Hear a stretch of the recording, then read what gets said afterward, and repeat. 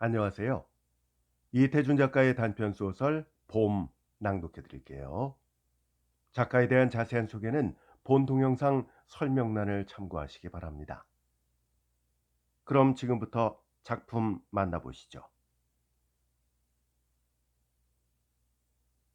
바깥날이 어찌 밝고 따뜻한지, 그리고 행길에서 사람 소리들이 어찌 번화스러운지, 방 안은 해가 높아갈수록 굴속처럼 음산해지고 갑갑하였다.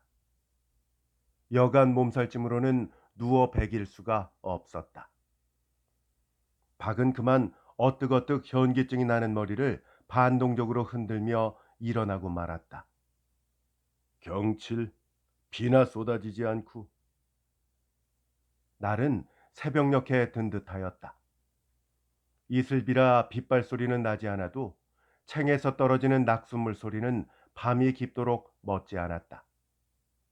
그래서 서울 사람들은 내일 하루 날이 굳을까 하여 몹시 애들을 태우는 듯 라디오는 밤중까지 내일 천후를 예보하느라고 거리를 시끄럽게 했던 것이다.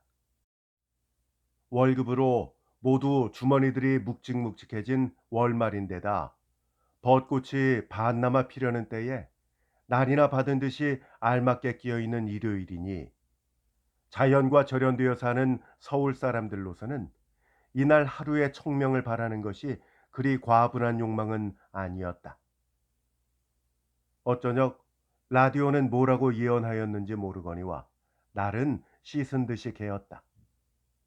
그러나 박에게는 차라리 비 오기만 못하였다.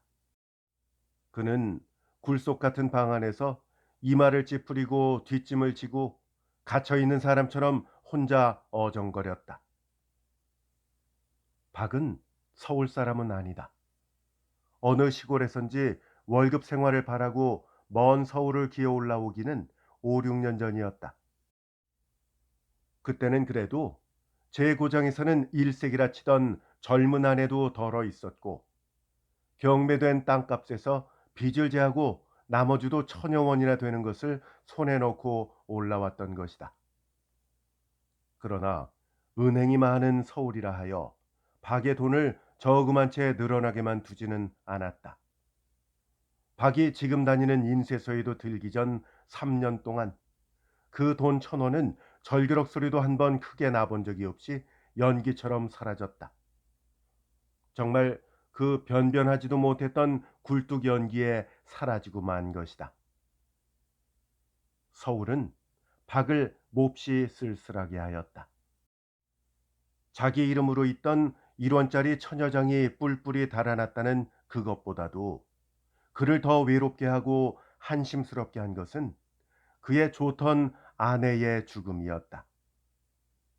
빈민촌에 사는 덕으로 앞집에 들었던 장질 부사에 내 집사람을 가로채인 것이니 박은 그 뒤부터 그만 방울을 잃은 매처럼 어디가 앉든 소리 없는 사람이 되고 말았다. 박은 아내 죽던 해 10살 나는 딸년을 그냥 두고 보다 못해 학교는 단념하고 제가 하자는 대로 담배 공장이라도 다니게 하였다. 그래서 그 후 몇 달 동안은 그 어린 손끝에서 빚어지는 푼전으로 연명을 하다가 다행으로 자기도 인쇄소에 업을 얻은 것이니 인쇄소에 다니면서부터는 죽은 아내 생각이 더욱 간절해지곤 하였다.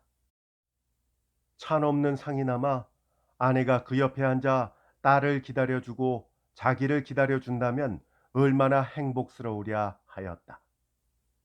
종일 그 완강한 기계의 종이 되어 시달리다가 집이라고 찾아들면 싸늘한 아궁이만 입을 벌리고 기다릴 뿐 딸이나마 먼저 와 있어도 나을 것이지만 딸은 언제든지 자기가 볼 때는 밥솥이 끓을 때쯤 되어야 아버지 하고 들어서는 것이었다. 아버지. 박은 하루 한 번 이 명랑한 말소리에 모든 피곤과 우울을 씻어버리곤 하였다. 잡지 인쇄가 몰리면 흔히 밤일이 있었다. 밤일이 있을 때마다 박은 슬펐다. 동료들은 색다른 저녁을 얻어먹고 야근비가 생기는 바람에 자진하여 밤일을 청하였으나 박만은 밤일이 큰 고통이었다. 워낙 자기 체질도 하루 14시간 노동을 감당하리만치 튼튼치도 못하였거니와 제 몸보다도 딸을 생각하여서이다. 아버지가 밥을 짓고 있으려니 하고 아버지 하며 뛰어들었다가 컴컴한 부엌이 텅 비어 있으면 어린 것이 얼마나 허전하리, 얼마나 쓸쓸하리. 고픈 배를 졸라가며 물을 떠다 밥이라도 지어놓고 혼자 앉아 떠먹을 때 어찌 어미 생각인들 나지 않으리. 이런 것들이 박을 밤일에 슬프게 하는 것이었다. 그러나 박은 나 야근비 실소, 밤일 안 하려 할 그런 자유스러운 노동자는 아니었다. 어제 저녁 박은 그런 밤일을 사흘째나 거푸한 피곤한 몸에 찬비를 그냥 맞으며 돌아왔다. 딸은 저녁 먹은 그릇들을 머리맡에 밀어놓은 채 네 활개를 벌리고 잠이 들어 있었다. 박은 그 옆에 가만히 앉아 정신없이 자는 딸을 들여다보았다.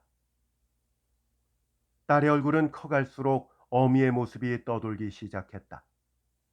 그 감았으면서도 상글거리는 듯한 눈매와 오똑한 콧마루와 약간 오물인 듯한 입모습까지.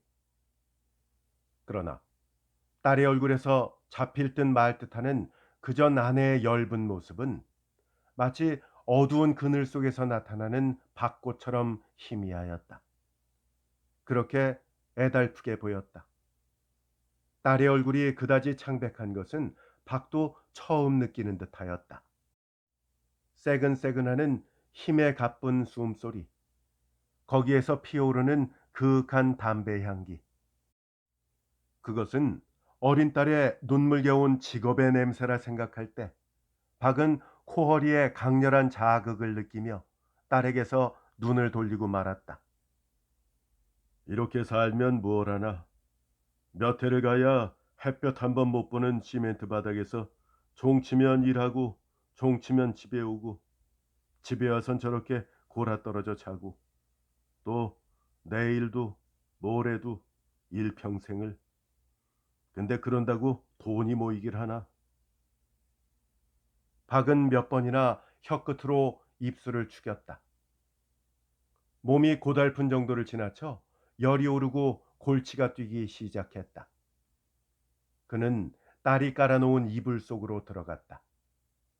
그리고 딸이 어디서 꺾어왔는지 벚꽃 두어 송이를 어울리지도 않는 맥주병에 성크만이 꽂아 놓은 것을 보고 새삼스레 고향 산천이 그리워두졌다. 자기 고향은 인근에서는 산수 좋기로 치는 곳이었다. 이맘때가 되면 진달래가 앞뒤산에 불붙듯 피어올라 강물과 동리가 온통 꽃빛에 붉어 있었다.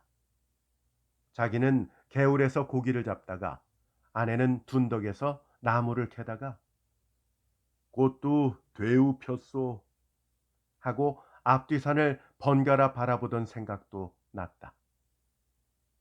이런 생각 저런 생각에 몸은 점점 달았다. 더구나 가까이 있는 행길 시계포에서 심술궂은 아이처럼 찢어지는 소리로 창경원이니 벚꽃이라니 저기압이니 하고 떠드는 라디오 소리에 박은 짜증이 더욱 났다. 꽃구경, 경칠, 비나 더 쾅쾅 쏟아져라. 박은 지금 같아서는 비도 올 듯하니 내일 하루는 일을 쉬고 몸조심을 하리라 하였다. 그랬던 것이 날은 씻은 듯이 개었다.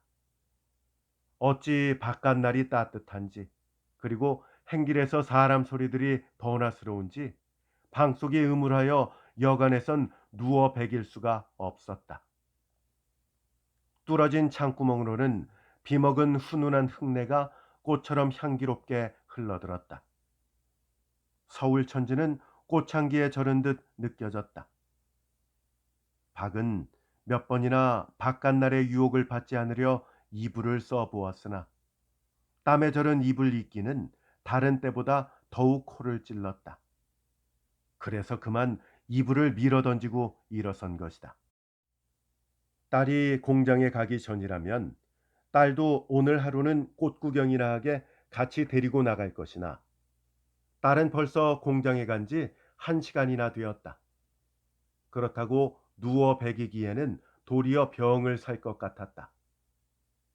박은 어슬렁어슬렁 집을 나섰다.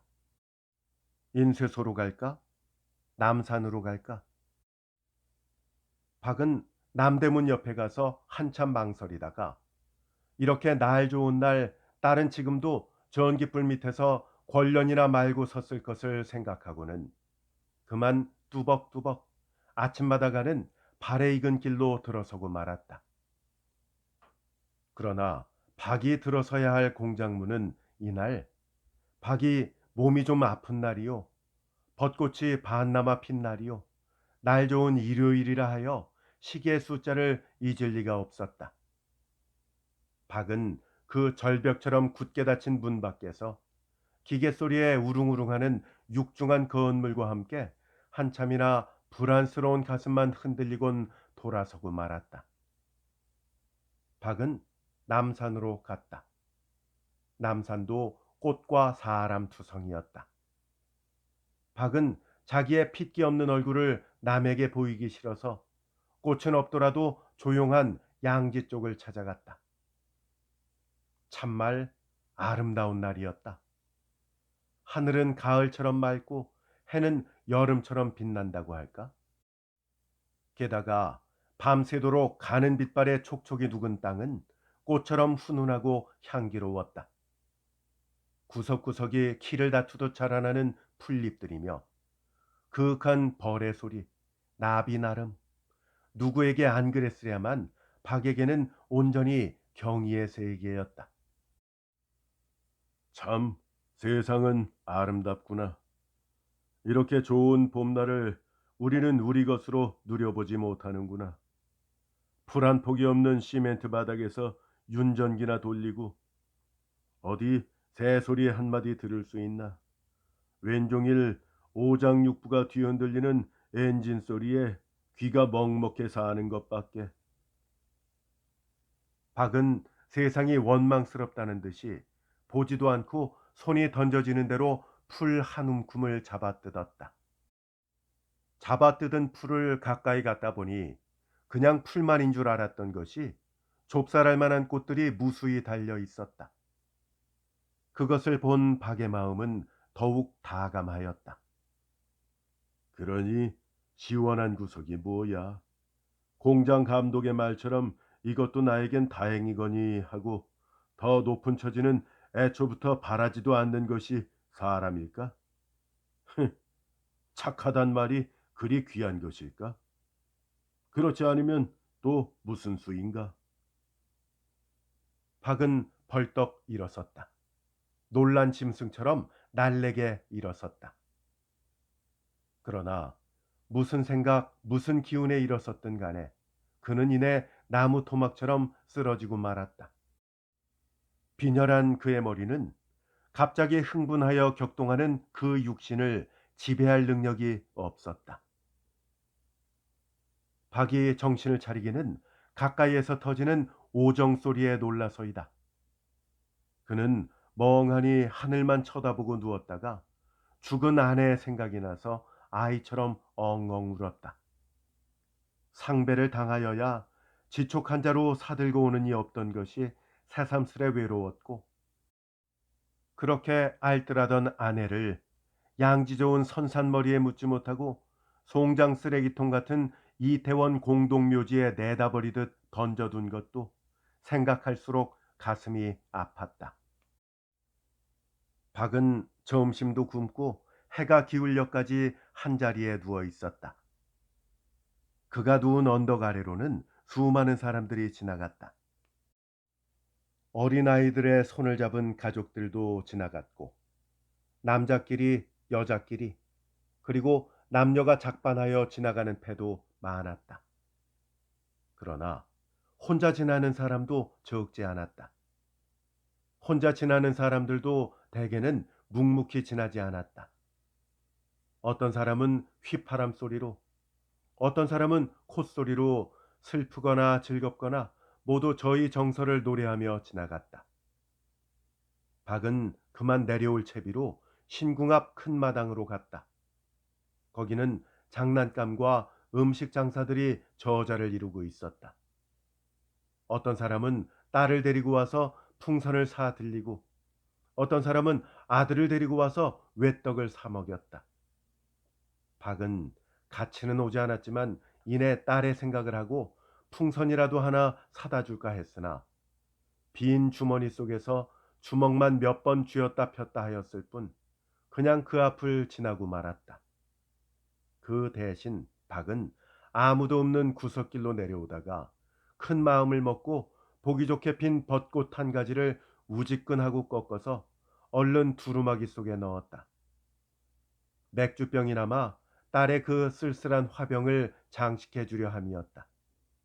그러나 우지끈하는 소리는 몰래 꺾는 박의 귀에만 큰 소리가 아니었던지 박이 5걸음도 옮기기 전에 이놈아 개 섰어 하는 거센 소리가 다그쳐 왔다. 피할 수 없는 봉변이었다. 봉변이라야 여러 사람 앞에서 산지기 손에 귀때기 몇 개를 맞은 것과 빼앗긴 꽃가지로 목덜미를 몇 번 맞은 것뿐이지만 박은 다리가 후들후들하는 울분으로 남산을 허청허청 내려왔다. 오래간만에 일찍 들어서 보는 집이건만 어둡고 서늘하고 빈 방은 일찍 오는 보람이 없었다. 경칠. 박은 방에 들어서는 길로 무슨 분풀이나 하듯 딸이 신주처럼 위하는 꽃병을 발길로 차 던졌다. 아랫목 벽을 부딪고 나가 떨어지는 맥주병은 피나 토하듯 쿨쿨거리며 물을 쏟았다. 쏟아진 물은 밀어놓은 누더기 잎을 섭을 적시며 뚫어진 박의 양말바닥에까지 스며들었지만 박의 발은 물이 찬 것도 느끼지 못하는 듯 좀처럼 움직이지 않았다. 이태준 작가의 단편 소설 봄이었습니다. 잘 감상하셨는지요? 이 작품과 함께 역시 이태준 작가의 작품 행복 그리고 꽃나무는 심어놓고 이 두 편도 함께 감상해 보시기를 추천드립니다. 저희 채널에 모두 올라가 있으니까 검색하시면 되겠고요. 저희 채널 재생 목록에 들어와 보시면 각 작가별로 작품들을 모아놓은 것을 발견하실 수 있을 겁니다. 작가별로 감상을 원하시는 분들은 꼭 방문해 보시기를 바랍니다. 이태준 작가의 작품들을 비롯해서 여러 작가의 작품들이 이미 많이 올라가 있으니까요. 한번 둘러보시고 혹시 아직 듣지 못하신 작품들이 있다면 꼭 감상해 보시기를 부탁드립니다. 혹시 검색이 좀 불편하신 분들은 본 동영상 설명란에 들어와 보시면 링크가 걸려 있으니까요. 좀 더 손쉽게 작품들을 만나보실 수 있겠습니다. 끝까지 함께 해주셔서 대단히 감사합니다. 안녕히 계십시오.